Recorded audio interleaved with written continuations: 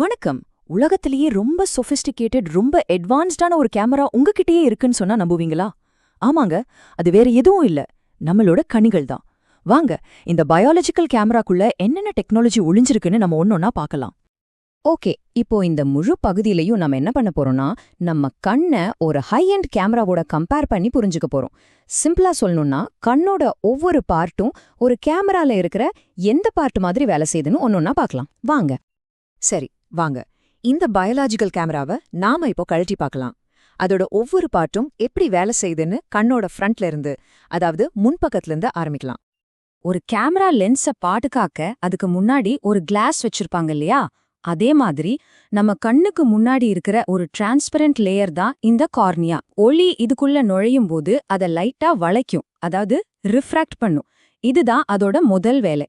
So சிம்பிளா சொல்லணும்னா, இது நம்ம கண்ணோட ஃபிக்ஸ்டான பிரைமரி லென்ஸ் மாதிரி. ஆமாங்க, நம்ம கண்ணுக்குள்ள ஒளி நுழையறதுக்கான என்ட்ரன்ஸ் பாயிண்ட் இதுதானே வச்சுக்கோங்களேன். வெளியில இருந்து வர்ற லைட் முதல்ல டச் பண்ற இடமும் இந்த கார்னியா தான். ஓகே, அடுத்தது கேமரால அப்பர்ச்சர் அப்படின்னு ஒன்று இருக்கும். அது மாதிரி தான் நம்ம கண்ணுல இருக்கிற ஐரிஸும் பியூப்பிளும். நம்ம கண்ணோட கலரான பகுதி இருக்கு இல்லையா, அதுதான் ஐரிஸ். அது ஒரு தசை மாதிரி வேலை செஞ்சு அதுக்கு நடுவுல இருக்கிற பியூப்பிள் அப்படின்ற ஓட்டையோட சைஸை கண்ட்ரோல் பண்ணுது. ரொம்ப பிரைட்டான வெளிச்சத்துல பியூப்பிள் சின்னதாயிடும், இருட்டுல பெருசா ஆகும்.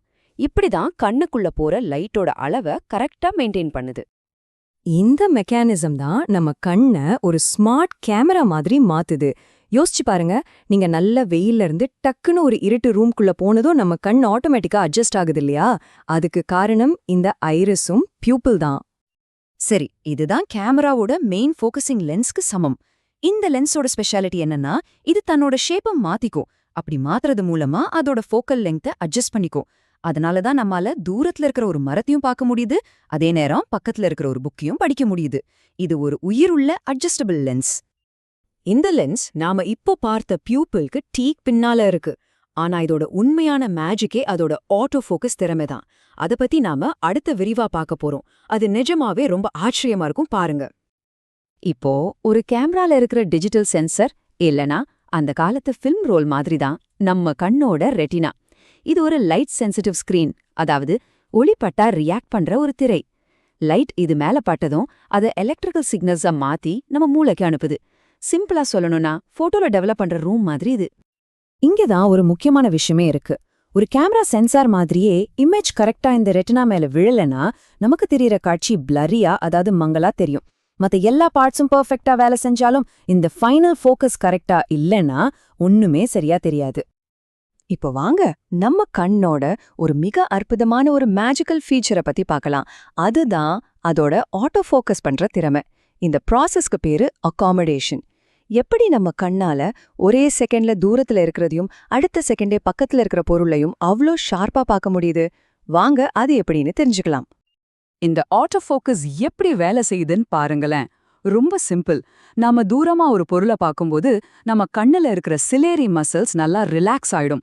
அப்போ லென்ஸ் மெலிசாகி அதோட ஃபோக்கல் லென்த் அதிகமாகும். இதுவே நம்ம கையில இருக்கிற புக்கை படிக்கும்போது இதே மசில்ஸ் சுருங்கி லென்ஸை தடிமனாக்கிடும். அப்போ ஃபோக்கல் லென்த் குறைஞ்சு பக்கத்துல இருக்கிற பொருள் ரொம்ப தெளிவா தெரியும். அவ்வளவுதாங்க விஷயம். இந்த 25 சென்டிமீட்டர் தான் நியர் பாயிண்ட்னு சொல்றோம். இது என்னன்னா, ஒரு கேமரா லென்ஸ்க்கு மினிமம் ஃபோக்கஸிங் டிஸ்டன்ஸ்னு ஒன்று இருக்கும் இல்லையா? அது மாதிரி தான் நம்ம கண்ணோட லென்ஸ்க்கும் ஒரு லிமிட் இருக்கு. ஒரு பொருளை ரொம்ப கிட்ட கொண்டு வந்தா மங்களா தெரியறதுக்கு இதுதான் காரணம். சரி, அப்போ பார்வை குறைபாடுகள்னா என்ன? அதையெல்லாம் நம்ம கேமரால நடக்கிற சின்ன சின்ன ஃபோக்கஸிங் எரர்ஸ் மாதிரி நினைச்சுக்கலாம்.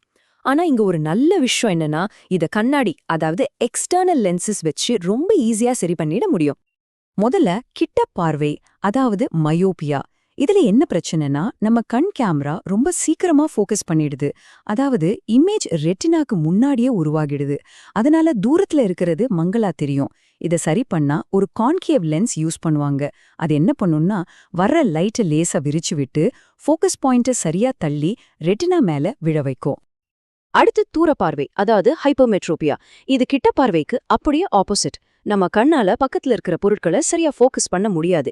இமேஜ் ரெட்டினாவுக்கு பின்னால உருவாகும். இதை சரி செய்ய ஒரு கான்வெக்ஸ் லென்ஸ் தேவைப்படும். அது கொஞ்சம் எக்ஸ்ட்ரா ஃபோக்கஸிங் பவர் கொடுத்து இமேஜை முன்னாடி எடுத்து கரெக்டா ரெட்டினா மேல விழ வைக்கும். ஓகே, இதுவரைக்கும் நம்ம கேமராவோட மெக்கானிக்கல் பாகங்களை பத்தி பார்த்தோம். இப்போ நம்ம கேமரா எப்படி லைட்ட பிடிக்குது, எப்படி கலர்ஸ பிரிச்சு பாக்குதுன்னு தெரிஞ்சுக்கலாம் வாங்க. இப்போ நாம பயாலஜிய பிசிக்ஸோட கனெக்ட் பண்ணி பார்க்க போறோம்.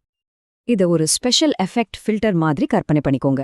வெள்ளை நிற ஒளி ஒரு பிரிசம், அதாவது ஒரு முப்பட்டகம் வழியா போகும்போது அதுக்குள்ள ஒளிஞ்சிருக்கிற 7 கலர்ஸா பிரியுது இல்லையா?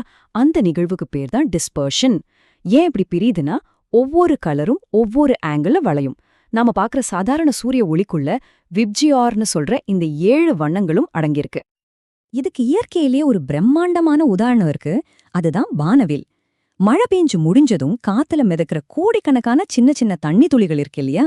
அது ஒவ்வொன்னும் ஒரு குட்டி பிரிசம் மாதிரி செயல்பட்டு சூரிய ஒளிய அதோட 7 வண்ணங்களா பிரிச்சு நமக்கு ஒரு அழகான வானவிலா காட்டுது. சரி, இன்னொரு கேள்வி.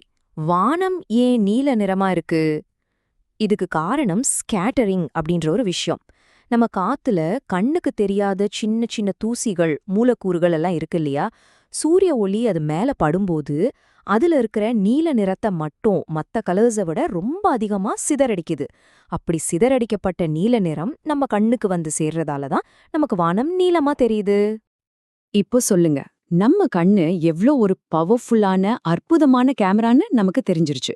ஆனா கடைசியா ஒரு விஷயம் யோசிச்சு பாருங்க. இவ்ளோ திறமைகள் இருந்தும் நம்ம கண்ணால பார்க்க முடிஞ்சது இந்த பிரம்மாண்டமான பிரபஞ்சத்துல இருக்கிற ஒளியோட ஒரு ரொம்ப ரொம்ப சின்ன பகுதி மட்டும்தான். அப்போ நாம பார்க்க முடியாத வண்ணங்களும் ஒளியும் இந்த பிரபஞ்சத்துல இன்னும் எவ்ளோ இருக்கும்? இத பத்தி யோசிச்சு பாருங்க.